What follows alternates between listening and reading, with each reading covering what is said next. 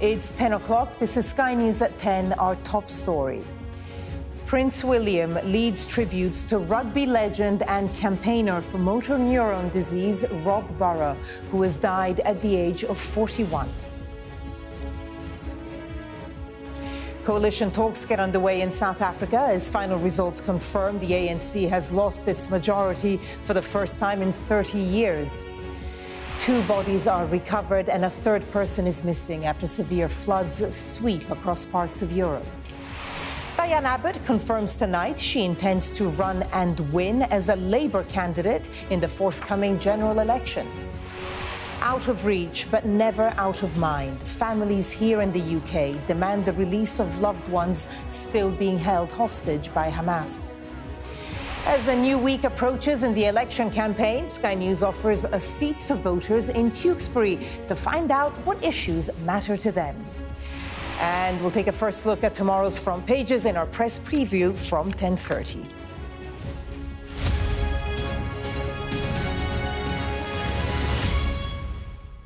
Good evening. Tributes are being paid tonight to the former England Rugby League star Rob Burrow, who has died at the age of 41 from motor neuron disease. He was regarded as a legend within his sport, but went on to inspire millions beyond it with extraordinary fundraising efforts after his illness was diagnosed. Prince William led tributes tonight, saying Rob Burrow taught us in a world full of adversity, we must dare to dream. Our reporter Shingi Mararike has been looking at his legacy.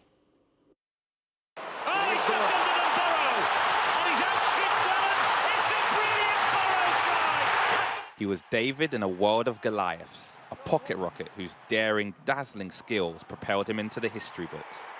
Rob Burrow was a rugby league legend, representing England, Great Britain and his beloved Leeds Rhinos, where he piled up the silverware. But it was his bravery in a battle off the pitch that he became best known for. In 2019, just 37, Rob was diagnosed with motor neuron disease. From the beginning, he was determined to tackle it head-on. A few weeks past the diagnosis, I'm a lot better. I'm really positive and just ready to take it on. Before symptoms of this rare brain and nerve condition became severe, he enjoyed one last run out at Headingley. A moment to savour for his family. He stayed in the public eye even as the disease worsened, realising raising awareness mattered. This is where I thought for the reason why you're here today. I want you to think this is for you, Rob Burrow. Inspired by Burrow, his former teammate Kevin Sinfield has raised millions for motor neuron disease charities. The image of Sinfield carrying him over the line in a marathon named in his friend's honour will live long in the memory. Alongside Burrow, Sinfield put a bond that goes beyond sport into words. Just because the rugby stops doesn't mean those friendships stops. And then when one of your best mates is given the diagnosis Rob got, then you have a choice whether you stand shoulder to shoulder or you don't. The fight and the spirit that I knew Rob had is shown more than ever. I'd like to welcome you to Headingley, the home of Leeds Rhinos, and thank you for coming today. Then came royal recognition for their fundraising efforts, with Burrow and Sinfield awarded CBEs at Headingley. Another memorable day at the scene of some of their greatest triumphs. Barry McDermott lined up alongside the pair at Leeds Rhinos. He says Burrow's impact goes well beyond the sport they played. Rob Burrow, in our game of rugby league, had a harder fight to get seen, to get noticed, but he's done that, and his legacy will be he's made a massive difference. Tonight, Leeds Rhinos opened an entrance to Headingley so fans could pay their respects. The group of people who gathered here to pay their respects to Rob Burrow were celebrating the life of not just a man they viewed as a rugby legend, but as an inspiration to them and their families. He gave us so many happy memories, didn't he, on the pitch? He was a legend on it and an absolute hero off it. Just a massive influence, who's a legend of the sport. He's a legend just in general for everything that he's done for M&D and rugby and stuff. In Leeds and so many places beyond, Rob Burrow will be remembered. It was his courage in the face of the cruelest of circumstances, his willingness to be seen, that helped the M&D community, inspiring so many of us to do more for them. Shingi Mararike, Sky News, Headingley. And I'm joined in the studio now by our sports correspondent, Rob Harris. Rob, all those tributes really focus on his achievements both on and off the pitch. How do you think he'll be remembered? What do you think his legacy will be? Well, above all, a great with the Leeds Rhinos, a winner of 8 Super League Grand Finals, a tremendous achievement. He spent his entire career there. And undoubtedly, though, his status grew beyond rugby league in the saddest of circumstances. But he said, through his fading vocal powers, that he didn't want to sulk. He wanted to make a difference, and he certainly did through his MND fundraising. And that's reflected in the tributes tonight, led by his family, who said, Rob never accepted that he couldn't do something. He just found a way of doing it better than anyone else. He will continue to inspire us all every day. The Leeds Rhinos described him as a hard-working and dedicated player whose fearless performances made him one of the most respected players in the Rhinos' ranks. And the Prince of Wales, who presented him with his honour just at the start of this year, said on X, a legend of rugby league. Rob Burrow had a huge heart. He taught us, in a world full of adversity, we must dare to dream. And the political tributes as well from the Prime Minister, Rishi Sunak. Rob was an inspiration to everyone who met him or who had heard his incredible story. The Labour leader, Sir Keir Starmer, adding, Rob leaves behind an incredible legacy in his work to raise awareness and advocate for those with motor neuron disease. And perhaps a fitting tribute is that, as Rob Burrow wanted, tomorrow they will go ahead with the groundbreaking ceremony of a new Rob Burrow Centre for MND at the Leeds Hospital. And that really is so integral to his legacy, the £15 million raised, and so often alongside his former teammate, Kevin Sinfield. There was an unbreakable bond there, and that bond of friendship only grew in these most tragic of circumstances. And we saw how Burrow was carried over the line by Sinfield at a marathon in Leeds last year, just one of the many moments where he captivated the hearts of the nation and far beyond, and he'll be remembered for all that work. Rob Harris, thank you. Okay, let's take a look at some of the day's other news now. And unprecedented coalition talks are underway in South Africa after it was confirmed tonight that the ANC has lost its majority for the first time in 30 years. The African National Congress has been in power there since 1994. That was the year that Nelson Mandela was first elected South African president. He was succeeded in the elections of 1999 and 2004 by Thabo Mbeki. After the 2009 and 2014 elections, the ANC's Jacob Zuma assumed the presidency. The current president, Cyril Ramaphosa, began his tenure after the party won the 2019 election. But now that the ANC has failed to win a majority, there will be talks with other parties, including the Democratic Alliance, the Economic Freedom Fighters, and with Jacob Zuma, who founded the MK party after leaving the ANC. Our Africa correspondent, Yusra El-Bagir, has this report. Uneasy clouds threaten a storm as uncertainty surrounds South Africa's political giant, the ANC. The police are on high alert as the ruling party is at its most vulnerable, preparing to hear the outcome of its election loss. And you can hear the clouds are opening up, right? The political storm, yeah. I don't know for whom. Yeah. I think MK would say it's a cleansing for them. The ANC may say, well, the gods are crying for what has happened. Yeah. The room fills up with the highest ranks of the ANC government, liberation leaders who ushered in the South African democracy that has now sealed their fate. Will the ANC survive this moment? The ANC has to survive this moment. It must survive all moments because it is part of the reasons why South Africans have a choice in this country. His rise as the President of the Republic of South Africa. President Cyril Ramaphosa arrives to address the country as the future of his position hangs in the balance of coalition talks. The ANC says they'll stand by their leader in good times and bad, acknowledging that these are bad times indeed. Our people have spoken. Whether we like it or not, they have spoken. I thank you all. There you have it. It's done. It's declared. And the sitting president accepts the results. The ANC now has 2 weeks to put together a coalition to keep their man in power. Will a party that triumphed against the violence of apartheid make it through the turbulence of these times. Yusra Al-Bagher, Sky News, Johannesburg. 2 bodies have been found in the search for 3 friends who were seen clinging to each other for safety in a flooded area of northern Italy. Video footage has emerged showing them trying to avoid the floodwater. And it comes as floods have caused problems in other parts of Europe too. A warning that this report by our Europe correspondent Adam Parsons contains some distressing images. It is a scene of desperation and of terrible sadness. 3 friends clinging to each other in a river in the northeast of Italy as the waters rise around them. Rain had caused a dramatic swell in the river, the water engulfing the small island they'd been standing on. Rescuers threw a rope, but they can't reach it. And before long, all 3 will be swept away. These are the victims: Patrizia Kormos, Bianca Doros and Christiane Kessen-Molnar. The bodies of the 2 women have now been recovered. The rising water cut off their path so they couldn't get back to the shore, said this official.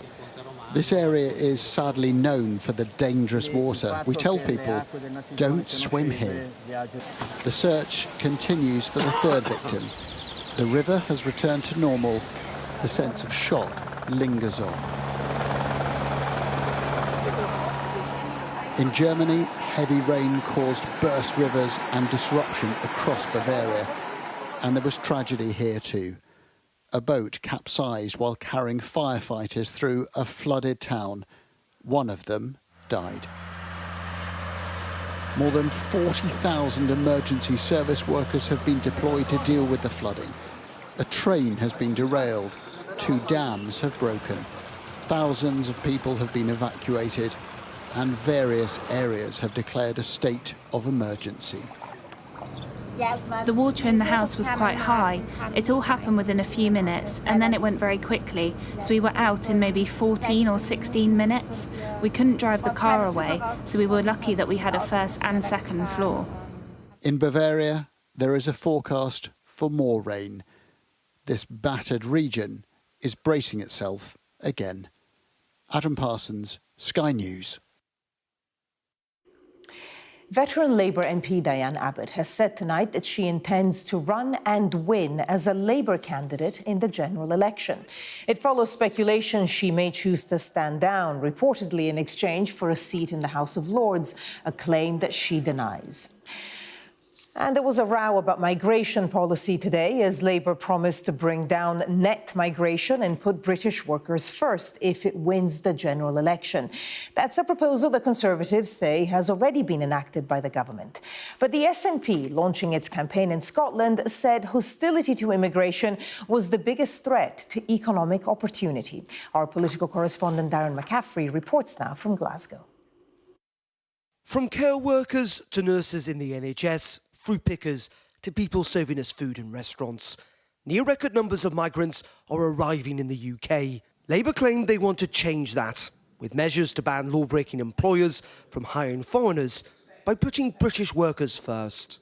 We think that migration should come down, and that's the plan that Keir is setting out is in order to bring net migration down. It has trebled in the last 5 years under the Conservatives, and right at the heart of that is a big increase in work migration. Migration is high, very high by historic standards, with the net number of people arriving in the UK last year at 685,000. And most voters, particularly Conservative-leaning ones, want to see that number lowered.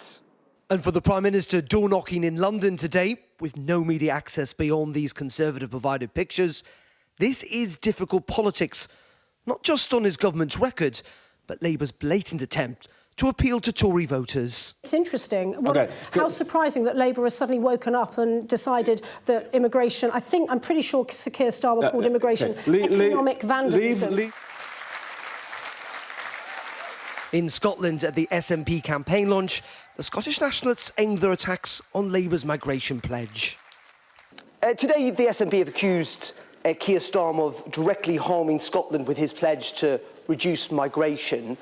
But surely, as the Scottish National Party, you would agree with the sentiment that businesses should put the priority of hiring Scots first. Population growth is one of the most significant drivers of economic growth. All the economic analysis says that. The biggest economic threat to Scotland is the current hostility towards migration that we have in the United Kingdom. That is absolutely... Now, I don't... But after years of SNP dominance, politics is shifting here in Glasgow and across Scotland, with voters increasingly returning back to Labour. Probably Keir Starmer. Yeah, best of a bad bunch. Probably have to go Rishi. Don't like Keir. Keir Starmer. Why is that? Because I'm fed up with the Tories now. Migration is not the #1 issue for most voters, but it is for a significant minority. It's an issue the Conservatives are vulnerable on, from the right and the left. Darren McCaffrey, Sky News, Glasgow. A 13-year-old girl from Cardiff has died on holiday in Orlando, Florida. Police there say that Anna Beaumont was found unresponsive in a pool at Discovery Cove on Tuesday. The Foreign Office says it's supporting her family. Voting has been taking place in Mexico in what's being called the country's bloodiest election in modern history. 37 candidates have been assassinated in the campaign. The outcome will likely deliver Mexico's first female president, with both frontrunners being women. North Korea sent a fresh wave of rubbish across the border into South Korea. Hundreds of balloons containing human waste, cigarette butts and used batteries have been launched since Tuesday. North Korea says it's in retaliation for pro-democracy leaflets which have been sent in the opposite direction. And former military personnel were among those jumping from a transport plane over Normandy in northern France today as part of the 80th anniversary of D-Day, which is on Thursday. Hostages still being held by Hamas since the attacks last October have been remembered at events around the world today, including in London. 121 people are unaccounted for after being kidnapped, and at least 37 of them are assumed to have died. Molly Malone spoke to some of the people who attended the protest in London. They are the voice of those who can't use their own. Over 100 hostages still unaccounted for as the war wages into its 8th month. Enough is enough, that we need the hostages home. That's all we want, is the hostages back home, to be peaceful and for everybody to be able to live in peace, but predominantly for them to bring our hostages home. What would you call on the Israeli Prime Minister to do right now? What should the next couple of weeks look like? It's too complicated. There is almost no straight answer. And that is the problem. The priority for people here is clear. Far less so is how priorities become reality. People here are united in their message. They want hostages released and returned home. But it's the path to getting there that's causing division. What does getting there look like? I mean, is that an end to the war? Is it eradicating Hamas? We want the hostages back home. That is what we are here for today. Listen to the crowd, bring them home. We want the world to recognise that this needs to be an important part of the equation. President Biden did recognise that as he unveiled fresh Israeli proposals to end the conflict. Hostages held by Hamas released in exchange for Palestinian prisoners, bringing hope for those that need it. It's something that no family has to go through. It's really, really devastating. Like Osnat and Menachem, whose nephew Omar was kidnapped on October the 7th. It's the most generous proposal our government and Biden was proposing to the Hamas, because at the end of the day, we would like to get the hostages back home, and they would like the ceasefire. You can't get a ceasefire without the hostages. In New York today, like in London, they marched with a message for the hostages. But all the while, Israel's offensive in Gaza continues. Tens of thousands of people have lost their lives. Plans, proposals and protests, all so incredibly familiar, and yet still so many unknowns. Molly Malone, Sky News in central London. The war in Ukraine is getting expensive, and that might explain why Vladimir Putin is set to impose the largest tax hike on Russians for more than 30 years. The Kremlin says only the wealthiest will be affected, but it's a move that suggests the Russian economy may have reached its limits. Our Moscow correspondent Ivor Bennett reports. Signs of the so-called special military operation are everywhere in Moscow. From roadside recruitment posters to Z-themed souvenirs. Now, there's another example, and it'll be hitting people's pockets. To pay for the war in Ukraine, the Kremlin wants to hike taxes, which is a pretty rare thing in Russia. Most people here have been paying the same income tax rate for more than 20 years now. But with defence spending sucking up nearly a third of this year's budget, it's a case of drastic times calling for drastic measures. At the front line, it's generally poorer Russians who provide the manpower. The plan is for the wealthy to now provide the money, with higher taxes for the higher paid and a rise in corporation tax too. The government is no longer concerned about you eating well, but rather about you producing more guns. So for the past 2 years, Russian economy is running on the state spending. It cannot last forever because, in effect, it's mortgaging your future. Vladimir Vladimirovich Putin. According to President Putin and his team, the reforms will generate nearly $30 billion.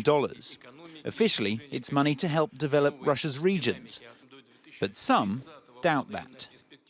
I don't think they have enough money for the special military operation. That's why. I don't think it's fair. The bottom threshold should be higher. This will just affect people who work a lot. But right now in Russia, everyone's affected by the current path, and even so-called peace missions need to be paid for. Ivor Bennett, Sky News, Moscow. Let's get the latest sport now from Sky Sports News and David. Goal! I've spotted an opportunity, found the space and slotted it home. It's what I do. This sports bulletin is brought to you by Vitality. The sporting world has been paying tribute to rugby league legend Rob Burrow. The 41-year-old has died after being diagnosed with motor neuron disease 5 years ago. Burrow dedicated himself to raising awareness and funds for the MND community with the support of close friend and former teammate Kevin Sinfield. He was awarded a CBE earlier this year. As a player, Burrow won 8 Super League titles, 3 World Club challenges and 2 Challenge Cups in an illustrious playing career with Leeds. This absolute superstar would tear up a game, turn a game on its head, do something brilliant. I got to see that in international camp, and I could see why he was so loved. He was just such a happy, personable individual. If we could be more like Rob Burrow, the world would certainly be a better place. Fans have been paying their respects outside Leeds Headingley ground. In a statement, the club said Rob has always been a true inspiration throughout his life, whether that was on the rugby league field or during his battle with motor neuron disease. He never allowed others to define what he could achieve and believed in his own ability to do more. Jose Mourinho is back in football management. He's been confirmed as the new manager of Turkish side Fenerbahce. Thousands of fans have gathered in Istanbul to welcome him. Mourinho was sacked by Italian side Roma in January. Gareth Southgate says he's delighted for Jude Bellingham after the midfielder helped guide Real Madrid to their 15th Champions League title. Bellingham will miss England's upcoming Euro 2024 warm-up matches against Bosnia-Herzegovina and Iceland this week, but will team up with the squad before they leave for Germany. To join the biggest club in the world and perform in the way he has throughout the season has been an incredible year for him. Absolutely delighted for him to win last night. To cricket, co-hosts the West Indies have made a winning start at the T20 World Cup. They beat Papua New Guinea by 5 wickets, set 137 to win. The home side got the victory with an over to spare. Roston Chase made 42. Wimbledon champion Carlos Alcaraz eased into the quarter-finals of the French Open in Paris. The 21-year-old, who seeded 3 at the tournament, beat the Canadian Felix Auger-Aliassime in straight sets. 6-3, 6-3, 6-1 the score. Alcaraz will face the Greek 9th seed Stefanos Tsitsipas in the last 8. In the women's draw, defending champion Iga Swiatek took just 40 minutes to book her place in the quarter-finals. The world #1 didn't drop a game against Russia's Anastasia Potapova. It's the quickest win of her career and the second shortest match in the history of the tournament. Hardly broke sweat.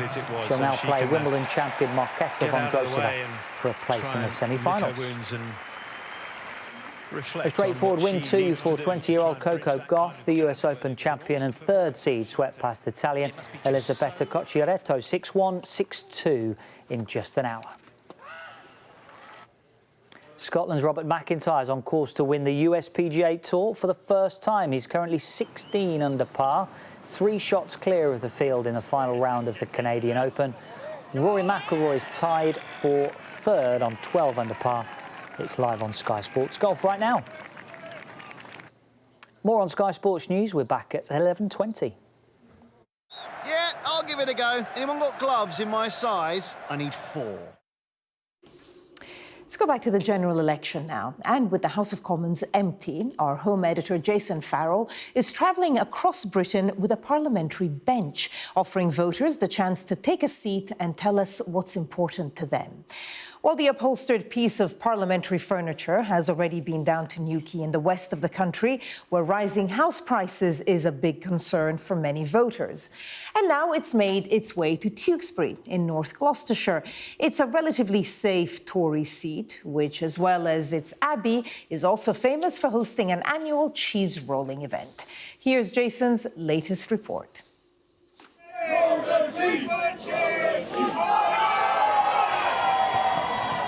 On Cooper's Hill in Gloucestershire, it's all about risk and survival.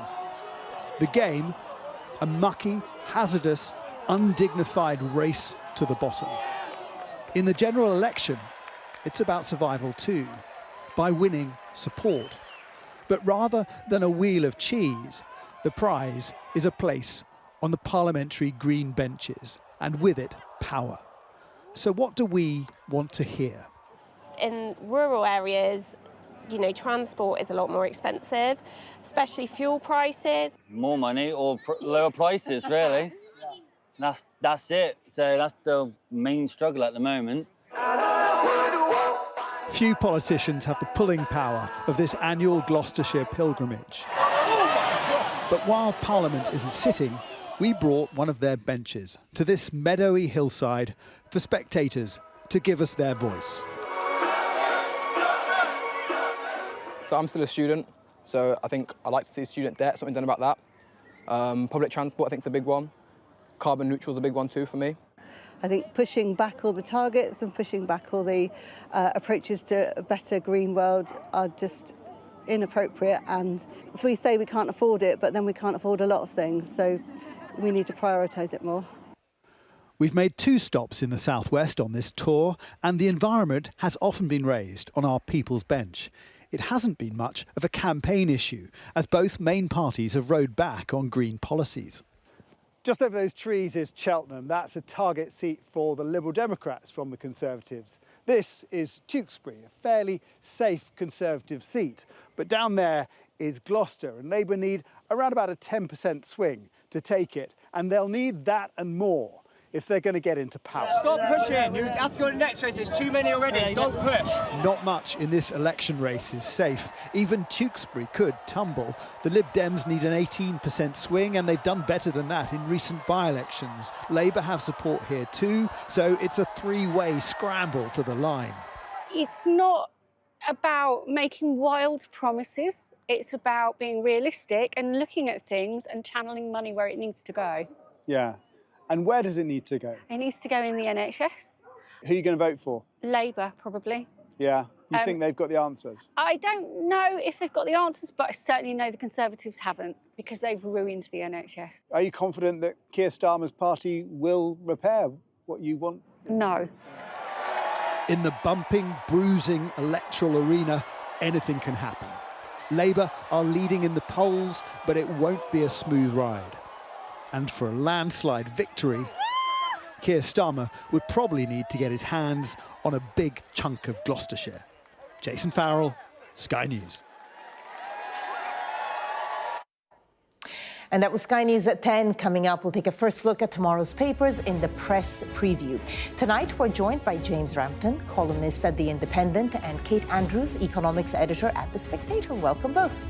Now, among the stories we'll be discussing, this on the front of the Express. The headline, he inspired a nation. Rob Burrow dies at 41 after motor neuron disease battle.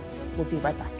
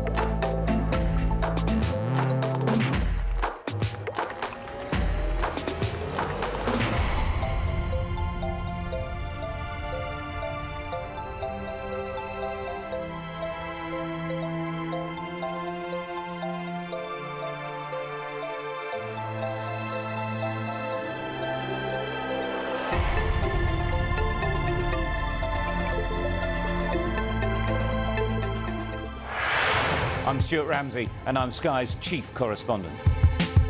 It's really desperate. That is actually the sort of pretty much hopeless column.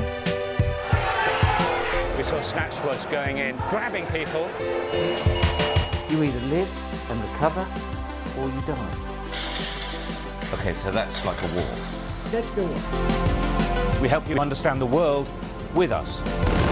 Over the past 24 hours, the soldiers have been attacked on a number of occasions. It's really sending a clear message that Venezuela is eager for change. Take you to the heart of stories that shape our world.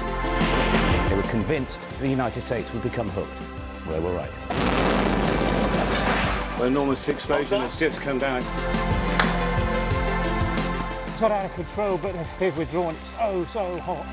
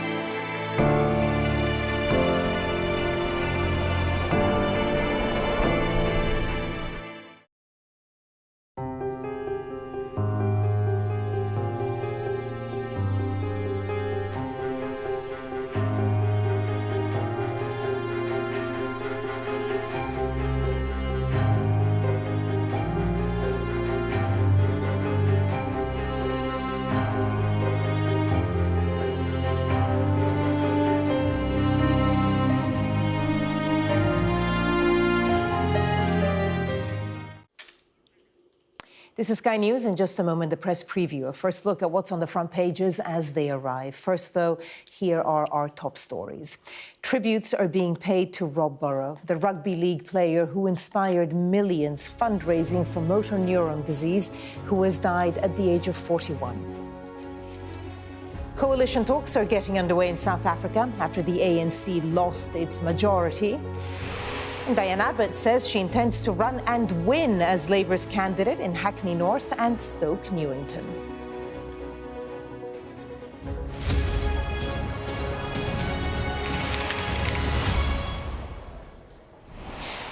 Hello there, you're watching the press preview, a first look at what's on the front pages as they arrive. In the next half hour, we'll see what's making the headlines with James Rampton, columnist at The Independent, and Kate Andrews, economics editor at The Spectator. So let's see what is on some of those front pages. Well, the Express leads with the death of rugby league player Rob Burrow, who has died at the age of 41 after a battle with motor neuron disease. The Star has described him as the bravest man in Britain. On its front page, The Guardian has an exclusive reporting on accusations social care agencies are exploiting foreign workers and leaving them with huge debts and little or no work. The Telegraph's top story, a promise by Rishi Sunak to change the law to, quote, protect women's spaces such as toilets and changing rooms. Similarly, the Times reports on Kemi Badenoch's vow that Conservatives would define sex as biological in the eyes of the law. The Mail's take on that story, sex is a fact of biology. Labour plan for softer Brexit deal, too ambitious, EU insiders warn, is on the Eye's front page. A Russian vlogger offered people £260,000 to disrupt the Champions League final at Wembley last night. That's according to the Metro. The Financial Times reports Russia and China are disagreeing over a gas pipeline deal. And a reminder that by scanning the QR code that you'll see on screen during the program, you can check out the front pages of tomorrow's papers while you watch us. And as I mentioned, we're joined tonight by James Rampton, columnist at The Independent, and Kate Andrews, economics editor at The Spectator. Great to see you here. Thanks so much for joining us now. No surprise, certainly in, the tabloids, there's one main story, and that is the tributes to Rob Burrow. Let's pull up the Daily Star. Very striking headline, the bravest man in Britain, and the Express as well, with saying he inspired the nation. Rob Burrow dies at 41 after MND battle. James, it's not often that you get someone who's as respected for what he did on the pitch as off the pitch, but Rob Burrow seems to be that person. Absolutely. Good point. You said he inspired the nation. Inspirational is a word that we journalists use far too much, I think, but it really does apply in this case. He did a remarkable amount. When he finished his storied career, he could have ended at that point and been one of the most famous rugby players of all time. But what he did afterwards, since he was diagnosed with motor neuron disease, has been quite remarkable. He's raised £20 million for research, including £6 million for the Rob Burrow Motor Neurone Disease Centre in his native Leeds.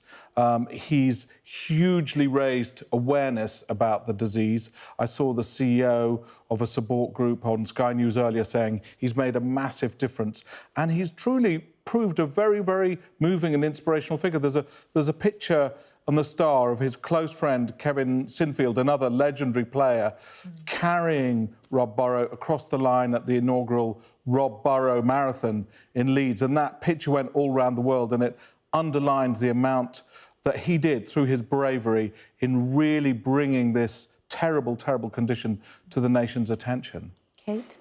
Motor neuron disease really is a terrible condition that affects your nerves, it affects your brain. It's an awful way to go. And Rob Burrow was very unlucky to have this so young, to be diagnosed. He was 37 in his 30s, really, really young. And so many people would retreat and go into themselves and just spend time with family. The fact that he used the worst news that he, could really be issued to make a difference, as you say, to contribute more arguably after his career than he did during it. And the Leeds Rhinos have done some very lovely tributes to him, saying he was a fearless performer, the most respected of players. I think that is only amplified by what he did to draw attention to this disease and to try to combat it while he was still alive. Yeah, I mean, obviously a very upsetting story, and the tributes have been coming from, the Prime Minister and Prince William, so his life really did touch a lot of people. Let's take a look at some of the other front pages. The Daily Telegraph, the front page here, main title, Sunak I'll change law to protect women's spaces, saying sex is biological and not gender-based, says the Prime Minister, as he draws dividing line with Labour. And this has become one of those very controversial issues, not just in this country, but lots of places in the West, about what is seen as a conflict between some trans rights and women's rights. This is a fight that the Tory party has been wanting to have for some time. It's on the front page of the Daily Telegraph, also on the front page of the Times, and the Equalities Minister, Kemi Badenoch, is going to be making her first major speech in this campaign on this topic, and it's something we know she's very passionate about. She's also name-floated potentially to lead the Tory party were they to find themselves in opposition. And this is a topic that the Tory party, especially the grassroots, want to take on.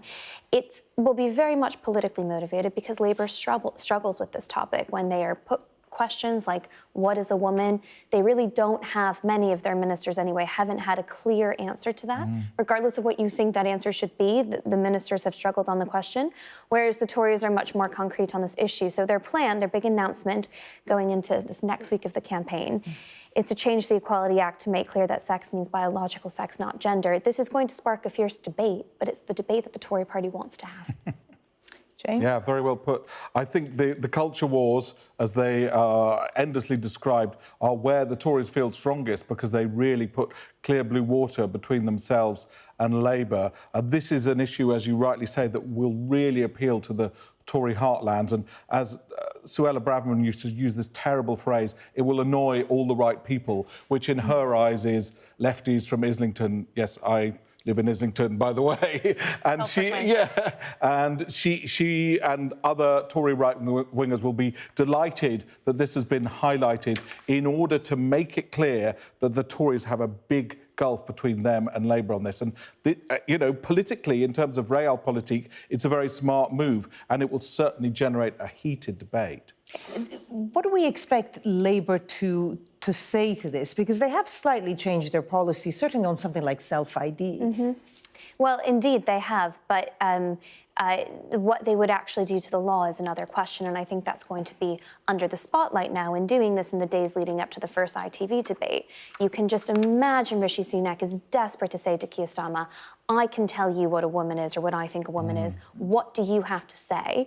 And whilst they have changed their opinion after we saw what happened to Nicola Sturgeon in Scotland when she tried to liberalise self-ID laws and essentially ended her premiership there, certainly was the start of ending her premiership there, Keir Starmer is now going to have a very clear answer to that question in a matter of about 48 hours. Do you think it's going to get them any new voters? Well, no, but I mean, they're so desperate, in my eyes, to shore up the base that this is the kind of policy that will really ring a lot of bells with their heartland voters. The issue we discussed last week about national service seemed to me entirely aimed at their base. They weren't going to win any young people. In fact, I saw a great bit of footage of a 16-year-old confronting the Prime Minister saying, why do you hate young people? Why are you sending us into the army? So there are older, more right-wing people, traditionalists, who will absolutely lap this up, but younger people perhaps will be turned off, but perhaps Sunak's thinking we've lost them anyway. I also think it's about clarity. It's about being able to give a simple election-bite answer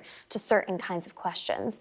And these days, especially when it comes to money and the economy, there isn't a huge gulf between the Tory party and the Labour Party. So anywhere where the Tories can try to look like they have a clearer, more concrete answer to something, and like Labour doesn't have one, is one that the Tories are going to want to pick up. OK, let's look at another issue. Front page of the Eye. Labour plan for softer Brexit deal too ambitious. That warning apparently from EU insiders. James, what's this story about? Well, I think it's interesting because Keir Starmer seems to be tying himself in knots a bit here. He's set out so-called Leaver-friendly plans, these red lines on Brexit. There'll be no rejoining, no single market, no customs union. But EU insiders are telling Labour that if they expect a closer economic relationship with the EU, then, you know, there will have to be further legal ties and further oversight by the European Court of Justice. Those ambitions look unrealistic unless Labour tweaks its manifesto, and for a lot of people that they want to win in the these famous red wall seats, that will not be popular. So he's got a real tightrope to walk here, I think. I wouldn't dare call the results of the next election, but let's say hypothetically speaking, yes, the very Labour wise. Party Yes. were to find itself in power. It's going to be very interesting for the party and the country to discover what wasn't possible or what was made more difficult because of Tory dithering or Tory mistakes, and what is just fundamentally difficult when it comes to governance, and what are the issues facing the UK that would face any party. Brexit continues to be one of them. What we have laid out here, that Labour want easier access to food, crossings, fewer checkpoints, but they want to stick to all the hard red lines when it comes to the single market and the customs union. It's exactly what the Tories have wanted for years now, and there's a reason that the EU doesn't budge on it. It's not because it's conservatives, it's because they want to protect their single market. Labour will have the same problems. Do you think this kind of headline could be damaging for Keir Starmer, just because people who did vote for Brexit and don't want it softened in any way might think that Labour might try to do that? Yes, and as I mentioned just now, the whole plan for Starmer is to not frighten the horses. He's very conscious of not alarming the red wall voters who voted in droves for Boris Johnson 5 years ago and won him an 80-seat majority. He's desperate to convince them, A, that he's not Jeremy Corbyn, and B, that he's not some, in their eyes, wishy-washy Euro sympathiser. So he has, as I say, a really difficult line to tread here to maintain relations with Europe, but also appease the still quite hardline Brexit people that he needs to win over. Do you see this as becoming a big issue, for example, something that comes up in the debate on Tuesday? I think it will continue to come up, and I agree that it's tricky. But I think the trickiest thing for Labour at the moment is, they can be very clear that they will stick to what we used to call a hard Brexit, and now we just say is, sort of the rules of the game for every party. But will you get meaningful change? This is what's so tricky for Labour. They don't want to spook the horses, but they have to leave themselves enough flexibility, not just on Brexit, but on things like the NHS, on things like welfare, where perhaps in 5 years' time, you could see a meaningful difference. If you rule everything out, things stay the same. Okay. Kate James, stay with us, because coming up, we'll have more of tomorrow's papers, including this in the Metro on the election in South Africa. The headline, ANC starts a search for coalition partner after historic setback. More details in just a few minutes.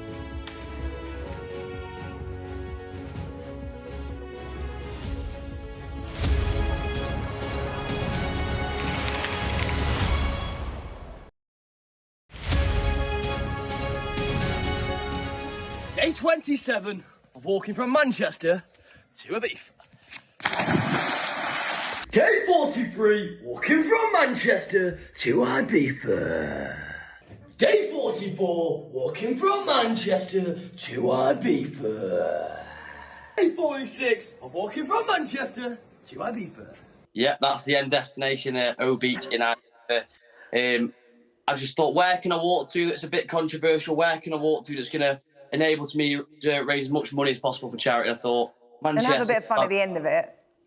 Yeah, and it sounds as well. It sounds, people, and the more stupid things sound, I think, the more chance you're going to have to raise as much money as possible. And you're raising money for the Tony Hudgell charity. Of course, we know Tony's story, the little boy who lost his limbs to horrific abuse at the hands of his parents. He's now with a loving family, and they raise money for so many different children's charities.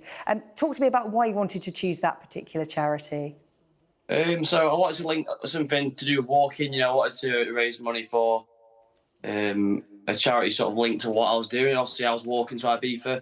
Tony raised a lot of his money during lockdown when he'd walk laps around his estate. So immediately, we put two together. I thought, what a fantastic charity. And what they do is also amazing. So we got in touch with Tony's parents via Instagram. We set up a WhatsApp group and we went down to Kent to meet them. I'm just going to say, what an absolutely amazing bunch of people. And straight away, I knew, this is the charity. So every day you'll get the map up and you always try and look for little shortcuts. Like you'll think, I can go down that road and ignore the map.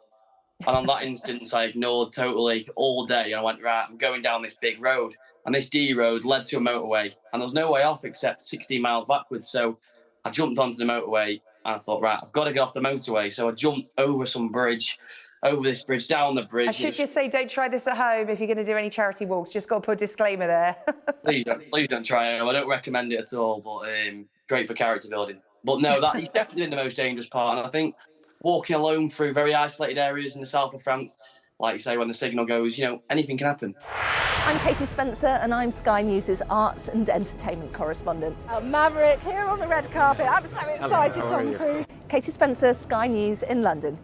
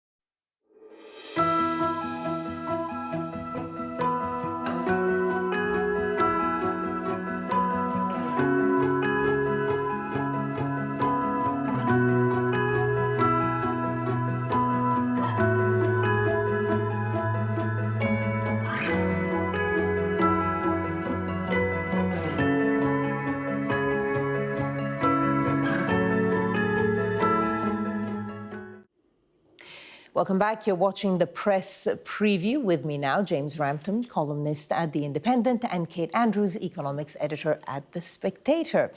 Right, let's go straight to the front page of The Guardian, another sort of political election-related story.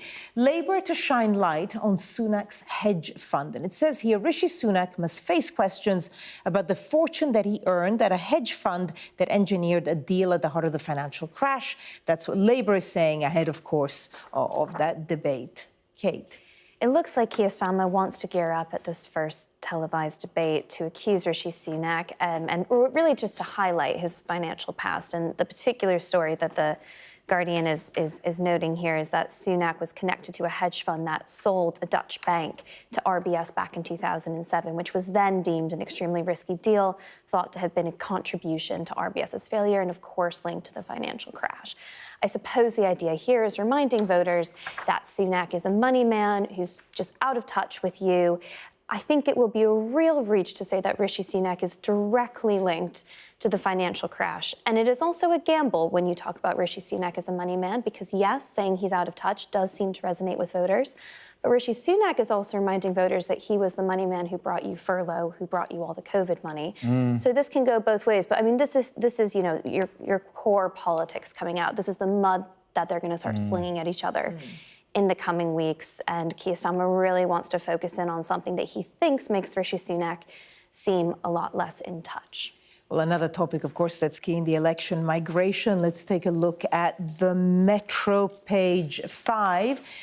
Yvette Cooper, who has been given interviews, Shadow Home Secretary, talking both about the need to lower net migration, but also how they're not going to set targets, I guess, presumably because in the past no one's ever met them. Yes, exactly. I mean, David Cameron set targets 14 years ago, which were immediately trashed. So that there's been a sorry history of the Tories not meeting the targets. I think Cooper's quite wise in that sense. It also plays into the idea I mentioned before the break, about Starmer not wanting to frighten the horses. He wants to appeal to the red wall, and quite understandably, migration is a huge issue. It really is. People feel very passionately about it. And he wants to appear solid. He's getting this nickname, No Drama Starmer. He's painting Sunak as somebody who's flailing around wildly, ideas about getting rid of Mickey Mouse degrees in universities, bringing back national service.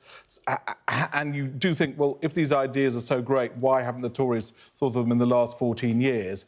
But key to the whole project is he's not Jeremy Corbyn. That's what he wants to say. I'm not going to do wild things. I'm not going to let in millions of people. I'm not going to, do all the very, very extreme financial plans that Corbyn maybe was gearing towards if he'd won the election in 2019. So Starmer realises the old Tony Blair mantra, you don't win the election without winning the centre. And I think this is canny politics. It's realpolitik again. Let's take a look at another election, not on our shores. In South Africa, historic election, the Metro, page 7. ANC starts search for coalition partner after historic setback. This is the African National Congress, party that's had a majority since the end of apartheid, so we're talking more than 30 years. The party of Nelson Mandela lost its majority. What do you make of this, Kate? This is a very significant moment that I'm sure would be featured on a lot more front pages if we didn't have an election here in the UK.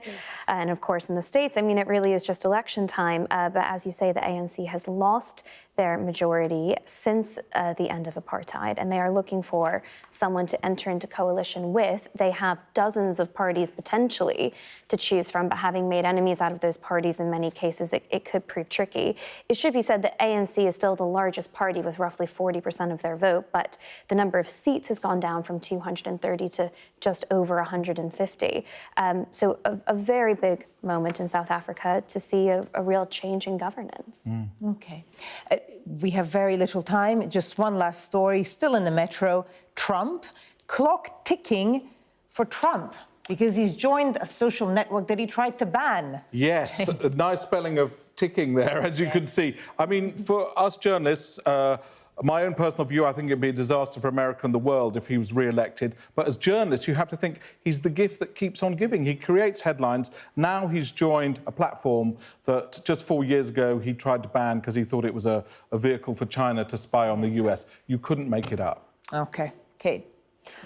I think he is going to keep giving. I think every day he gets slightly closer to the White House. Right? Yeah, and here we are talking about him now. Yes. Kate James, what he wants. thank you so much. Let's just bring you some breaking news now. The Met Police say 3 people, including a 16-year-old, have been charged with invading the pitch during the Champions League final at Wembley yesterday evening. So that breaking news, 3 people have been charged. Now, coming up next on Sky News at 11, Prince William leads the tributes to rugby legend Rob Burrow.